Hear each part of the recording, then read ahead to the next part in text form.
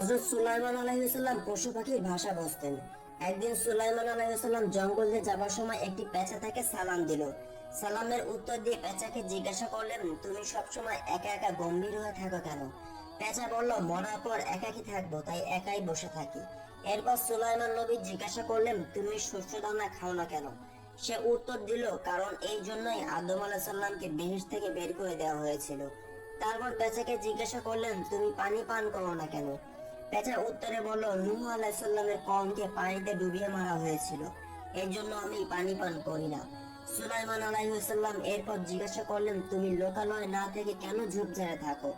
পেঁচা বলল, এখান থেকে আমি বলতে থাকি, কোথায় তারা যারা একদিন এখানে ছিল? তারপর সুলাইমান আলাইহিস সালাম বললেন, হে পেঁচা, তুমি দিনে বের না হয়ে রাতে বের হও কেন? পেঁচা বলল, দিনের বেলা মানুষ জরুর নির্যাতন করে, তাই রাতে বের হই। সুলাইমান আলাইহিস সালাম বললেন, তুমি যখন ডাকাডাকি করো তখন কি বলো? পেঁচা বললে, আমি তখন বলি, হে গাফেল মানুষ, আখিরাতের জন্য তৈরি হও। এসব শুনে সুলাইমান নবী বললেন, মানুষের জন্য পেঁচার চেয়ে কল্যাণকর পাখি আর নেই, অথচ আমরা পেঁচাকে সব থেকে বেশি। হযরত